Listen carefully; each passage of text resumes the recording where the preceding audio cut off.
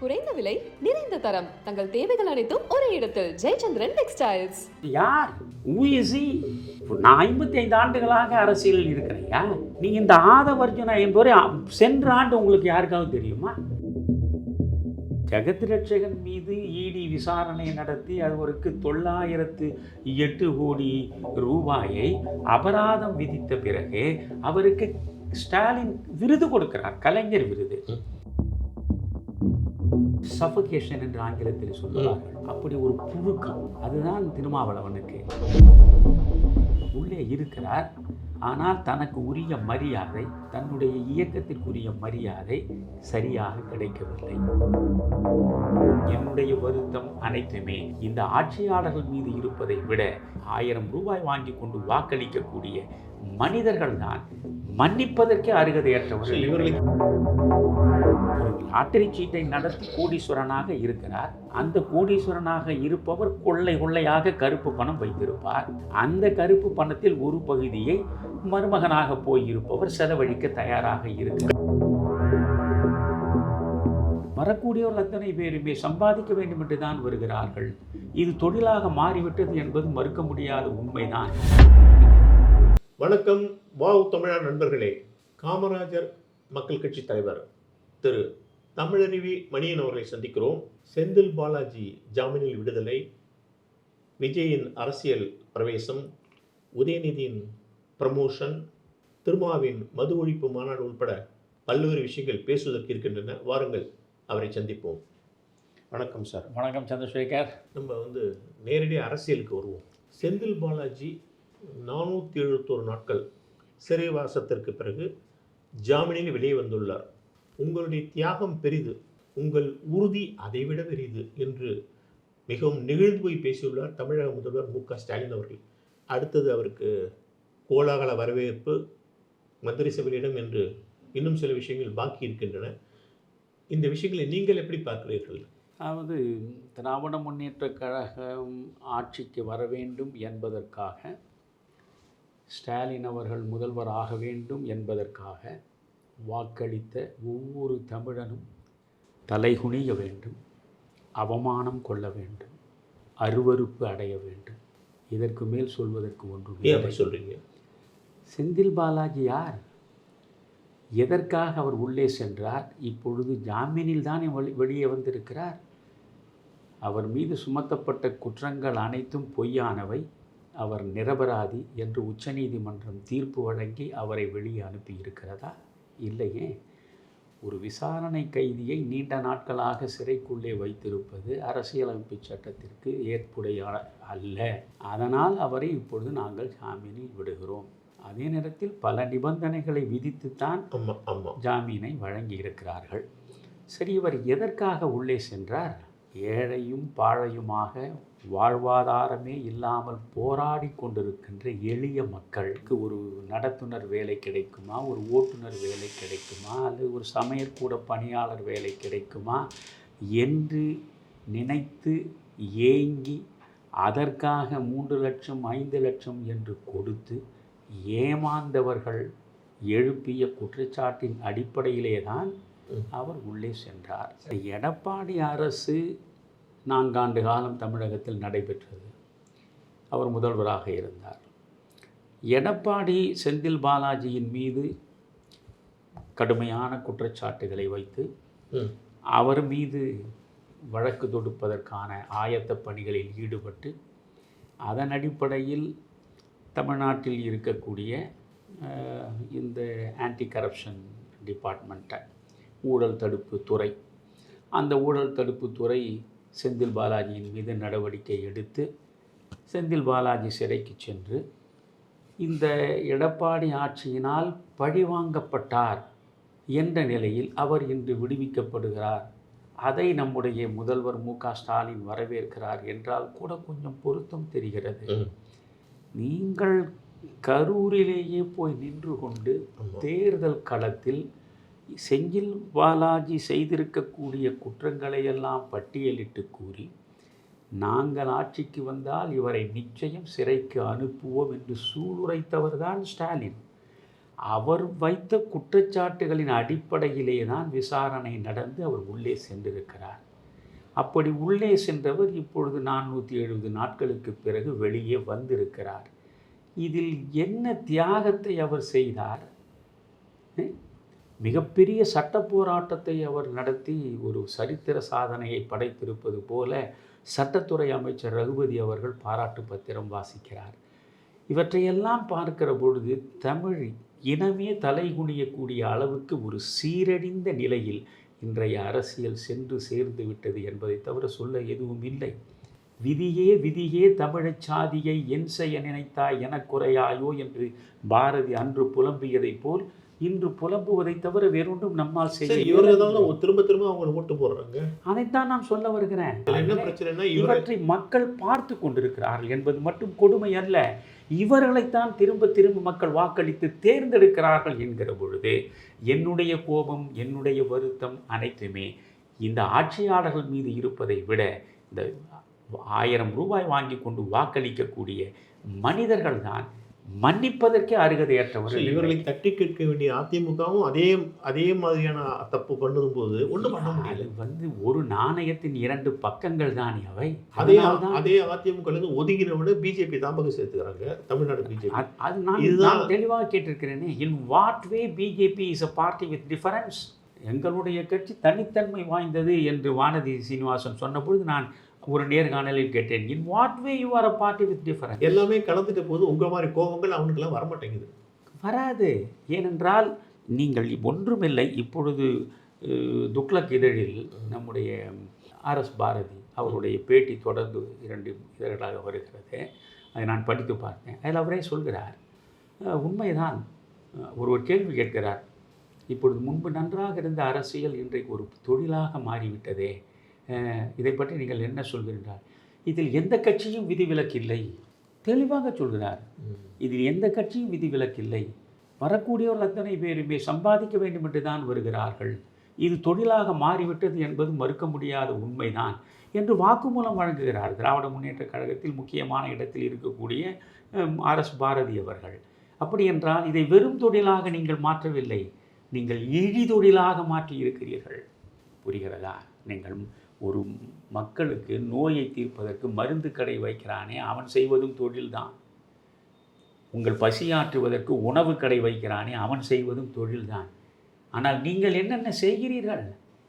நான் கேட்கிறேன், இன்றைக்கு இந்த டாஸ்மாகில் வரக்கூடிய மதுபான பாட்டில்களில் 40 விழுக்காடு 2 பேர் தயாரிக்கக்கூடிய நிறுவனங்கள் இருந்துதான் வருகின்றன என்று திரும்ப திரும்ப சொல்கிறார்கள். ஒன்று TR பாலு, இன்னொரு ஜெகத் ரட்சகன். இந்த 2 பேரும் திமுகவின் மிக முக்கியமானவர்கள் இல்லையா? இப்பொழுது ஜெகத் ரட்சகன் மீது ED விசாரணை நடத்தி அவருக்கு 908 கோடி ரூபாயை அபராதம் விதித்த பிறகு அவருக்கு ஸ்டாலின் விருது கொடுக்கிறார், கலைஞர் விருது கொடுத்து அந்த மேடையிலேயே அவரோடு கொஞ்சி விளையாடுகிறார். அப்படி என்றால் உங்களுக்கு சமூக கூச்சமில்லை, தார்மீக அச்சமில்லை, மக்கள் நம்மை தவிர்த்து விடுவார்களோ, புறக்கணித்து விடுவார்களோ என்கிற பயமே இல்லை. ஏனென்றால் தவறான வழியில் அதிகாரத்தை பயன்படுத்தி ஏராளமாக பணத்தை சுருட்டி, அப்படி சுருட்டப்பட்ட பணத்தில் ஒரு பகுதியை தேர்தல் நேரத்தில் வாக்காளர்களுக்கு வழங்கி மீண்டும் மீண்டும் ஆட்சிக்கு வர முடியும் என்கிற சூத்திரத்தை அவர்கள் தெளிவாக கற்றறிந்திருக்கிறார்கள். அந்த சூத்திரத்தின்படி அவர்கள் இயங்குகிறார்கள். அவர்கள் விரிக்கக்கூடிய வலையில் இந்த மக்கள் அத்துணை பேரும் மந்தை போன்று விழுகிறார்கள். This is called herd mentality. மந்தை மனோபாவம் என்பான். அதுதான். உங்களிடம் விழிப்புணர்வு இல்லை என்றால், நம்மை ஆளக்கூடிய மனிதர்கள் 5 ஆண்டு காலம் ஆட்சி நாற்காலில் உட்கார்ந்து ஊழலற்ற ஒரு நெறி சார்ந்த நேர்மையான ஆட்சியை வழங்க வேண்டும் என்று நினைக்க வேண்டும், அதை எதிர்பார்க்க வேண்டும். அப்படி இல்லை என்றால் அவர்கள் மீது உங்களுக்கு தார்மீக கோபம் வர வேண்டும், கிளர்ந்து எழ வேண்டும். நீங்கள் வன்முறையில் ஈடுபட வேண்டும் என்று நான் சொல்லவில்லை. உங்களிடம் ஒரு பெரிய ஆயுதம் இருக்கிறது, வாக்குச்சீட்டு. நீங்கள் 5 ஆண்டு காலம் பொறுமையாக இருக்கிறீர்களா? அடுத்து நீங்கள் அந்த பொத்தானை அழுத்துவதில் உங்கள் கோபத்தை காட்டுங்கள். காட்டவில்லையே. விடுதலை சிறுத்தைகளுடைய துணை பொதுச் செயலாளர் ஆதவ் அர்ஜுன் அவர் என்ன சொல்கிறாரு, 4-5 வருஷம் முன்னாடி இந்த சினிமாவில் இருந்தீங்க, நீங்கள் இன்னைக்கு துணை முதல்வர். எங்கள் தலைவர் 40 வருஷமாக இருக்கார். இங்கே தலைவர் அதை கேட்கல, கூட்டு மந்திரி சபை அதில் துணை முதல்வர் பதவி கேட்கல, என்ன தப்புன்னு கேட்குறாரு. அதுக்கு ஒரே குய்யுமன் விசிகேலேயே இந்த பிரச்சனை வருது. காங்கிரஸ்காரனாக என் வாழ்க்கையை நீண்ட காலம் நடத்தியவன். தமிழ்நாடு காங்கிரஸில் எப்பொழுதுமே திமுக சார்புள்ள காங்கிரஸ் ஒரு பக்கம் இயங்கும், அதிமுக ஆதரவோடு ஒரு காங்கிரஸ் இயங்கும். காங்கிரஸ் என்று இருப்பது குறைவாக இருக்கும். புரிகிறதா? இது என் அனுபவத்தில் நான் கண்ட உண்மை. அதேபோல் இப்பொழுது நீங்கள் விடுதலை சிறுத்தைகள் அந்த நோய் வந்திருந்தால் ஆச்சரியப்படுவதற்கு இல்லை. திமுகவினுடைய ஆதரவு சிறுத்தைகள், திமுகவுக்கு எதிராக இருக்கக்கூடிய சிறுத்தைகள் என்று இருக்கலாம். என்னை பொறுத்தவரை நான் என்ன சொல்கிறேன், சஃபகேஷன் என்று ஆங்கிலத்தில் சொல்லுவார்கள். அப்படி ஒரு புழுக்கம், அதுதான் திருமாவளவனுக்கு.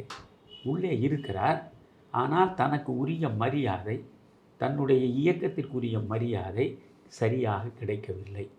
கேட்கிற இடங்கள் முறையாக வழங்கப்படவில்லை. நாம் திரும்ப திரும்ப காயப்படுத்தப்படுகிறோம். பொதுவாகவே பட்டியல் வகுப்பை சார்ந்தவர்களுக்கு உரிய மரியாதை திராவிட முன்னேற்றக் கழகத்தின் முன்னணி தலைவர்களால் வழங்கப்படுவதில்லை.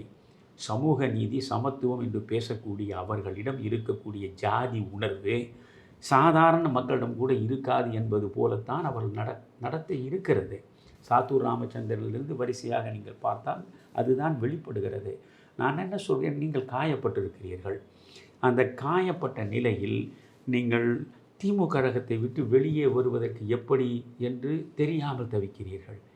ஏனென்றால் ஒரு வலிமை வாய்ந்த கூட்டணியில் இருக்கிறீர்கள். இதற்கு முன்பு வரையில் உங்களுக்கு அங்கீகாரம் கிடைக்கவில்லை. தொடர்ந்து திமுகவினுடைய தயவில் தான் 2 முறை நீங்களும் ரவிக்குமாரும் நாடாளுமன்ற உறுப்பினர்களாக இப்பொழுது நீங்கள் எம்எல்ஏகளும் கொஞ்சம் பேர் இருக்கிறீர்கள். 4 பேர் சட்டமன்ற உறுப்பினர்களாக இருக்கிறார்கள்.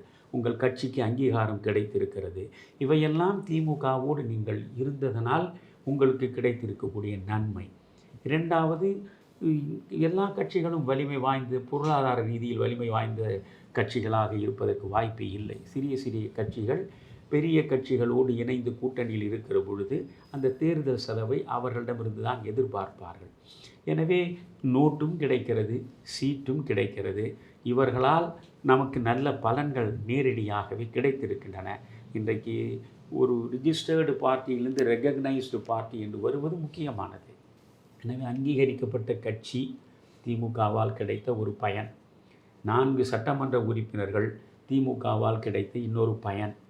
2 முறை நாடாளுமன்றத்திற்கு இவர்கள் தொடர்ந்து செல்வதும் திமுகவால் கிடைத்த பயன். ஸோ இது போன்ற பயன்களை திமுகவிடம் அனுபவித்திருக்கிறார்கள். ஒரு வலிமையான கூட்டணியாக இருக்கிறது. எதிரே இருக்கக்கூடிய அதிமுக மெல்ல மெல்ல சரிந்து கொண்டிருக்கிறது. அங்கே ஒரு வலிமையான கூட்டணி இல்லை. எனவே இதை விட்டுவிட்டு அங்கே செல்லலாம் என்றால் அந்த இடம் அவ்வளவு உத்தரவாதம் தரக்கூடிய நிலையில் இல்லை. அங்கு சென்றால் வெற்றி என்கிற உத்தரவாதத்தை பெறக்கூடிய நிலையில் இன்று இல்லை. அதனால் இவர்கள் தயங்கி இவ்வளவு காயங்களோடு இங்கேயே பயணிக்கிறார். அவரை வச்சு பேச வைக்கிறாரா? அவரை வைத்து பேசுகிறாரா பேசவில்லையா என்பதல்ல நான் கேட்கிறேன். இப்பொழுது நீங்கள் சொல்கிற அந்த மனிதன் பெயர் என்ன? ஆதவ அர்ஜுனா. எனக்கு அந்த பெயரே புதிதாக இருக்கிறது. மார்ட்டின் தெரியும். அவருடைய அவர் மார்ட்டினுடைய மருமகன் சொல்கிறார்கள். ஆக மார்ட்டின் யார்? லாட்டரி சீட்டு அதிபர். சட்டவிரோத லாட்டரி சீட்டு. நீங்கள் வெறும் லாட்டரி சீட்டு சொல்ல சரி சரி. தடை செய்யப்பட்ட இந்த லாட்டரி சீட்டிங்க இது கேரளாவிலும் மற்ற மாநிலங்களிலும் தடை செய்யப்படாத நிலையில் அது வேகமாக நடக்கிறது. ஆக லாட்டரி, நீங்கள் மதுவுக்கு எதிராக குரல் கொடுக்கிறீர்கள். மதுவினால் எப்படி மக்கள் பாதிக்கப்படுகிறார்களோ ஏழை மக்கள், அப்படித்தான் லட்சாதிபதி ஆகிவிடலாம் என்ற ஆசைக்கு உட்பட்டு தன்னுடைய சம்பாத்தியத்தில் கணிசமான பங்கை லாட்டரி சீட்டு வாங்குவதிலும் செலவழித்ததினாலே தான் தமிழ்நாட்டில் இந்த லாட்டரி சீட்டுக்கு ஒரு முற்றுப்புள்ளி வைக்கப்பட்டது. அதே கொடுமை தானே.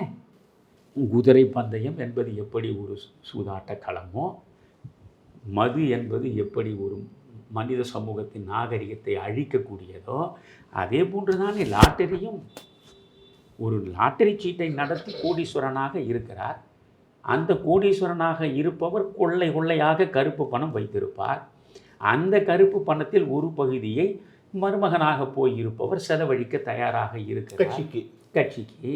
அவருடைய பின்புலத்தில் தானே அவ்வளோ பெரிய மாநாட்டை தேர்தலுக்கு முன்பு நீங்கள் மக்கள் கூட்டத்தை திரட்டினீர்கள் திருச்சியில். அப்படி என்றால் உங்களுக்கும் திமுக மாதிரி அதிமுக மாதிரி ஒரு கார்ப்பரேட் கட்சி என்னுடைய செயல்முறை உங்களுக்கும் தேவை என்ற நிலைக்கு நீங்கள் வந்து விட்டீர்கள்.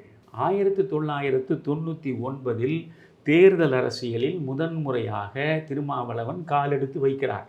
தமிழ் மாநில காங்கிரஸோடு தான் அவர் கூட்டணி வைக்கிறார். அப்பொழுது மூப்பனார் தலைவர், நான் ஒரு பொதுச் செயலாளர். அப்பொழுது இருந்து எனக்கு திருமாவளவனை தெரியும். அன்றிருந்த திருமாவளவனிடம் லட்சியம் இருந்தது. பட்டியல் வகுப்பை சார்ந்த மக்களுடைய பிரச்சனைகளை முன்வைத்து போராட வேண்டும் என்கிற தெளிவு இருந்தது. இன்னைக்கு டெலிட் ஆகிட்டாரு. ஆமாம், தமிழ் தேசிய உணர்வு என்பது அவரிடம் கூடுதலாக இருந்தது. பிரபாகரன் என்கிற பிம்பத்தை தமிழ்நாட்டில் தூக்கி சுமந்தவர்களில் மிக முக்கியமானவர் திருமாவளவன்.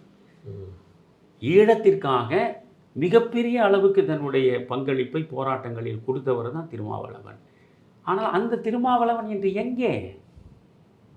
காரணம், இந்த 2 எம்பிக்கள், இந்த 4 எம்எல்ஏக்கள், இந்த பதவிகள் தரக்கூடிய சுகங்கள், இந்த சுகங்களை அப்படியே தொடர்ந்து அனுபவிக்க வேண்டும் என்கிற ஆசை இது வந்து விட்டால் உங்கள் லட்சியம் தானாக. இந்த சலசலப்புக்கு ஏன் அவர் இடம் தராரு?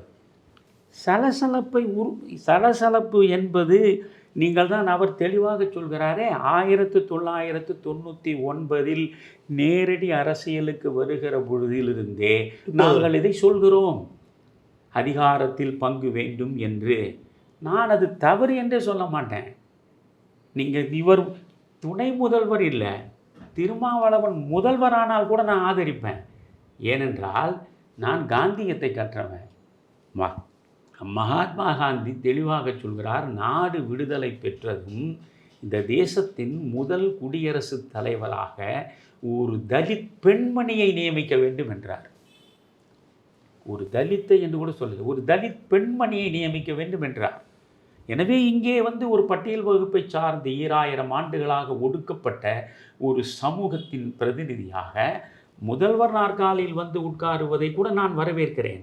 ஆனால் லட்சியத்தின் அடிப்படையில், கொள்கையின் அடிப்படையில் நீங்கள் ஊழல்வாதிகளுக்கு பக்கத்திலே நிற்பீர்கள், செய்யக்கூடிய அத்தனை ஊழல்களுக்கும் உறுதுணையாக இருப்பீர்கள், அந்த ஊழல்வாதிகளோடு நீங்கள் சமரசம் செய்து கொள்வீர்கள், அவர்களுடைய எரிச்சலுக்கு ஆளாகிவிடக்கூடாது என்பதற்காக உங்கள் சொந்த மக்கள் அந்த வேங்கை வயலில் எவ்வளவு மோசமாக, நான் திரும்ப திரும்ப கேட்கிறேன், ஒரு பொது நீர் தொட்டியில் கரைக்கப்பட்ட மலம், அதை செய்தவன் யார் என்று 18 மாதத்திற்கு மேலாகிவிட்டது. இன்றும் இந்த ஸ்காட்லாந்து யார்டுக்கு நிகரான காவல்துறையினால் கண்டுபிடிக்க முடியவில்லையா?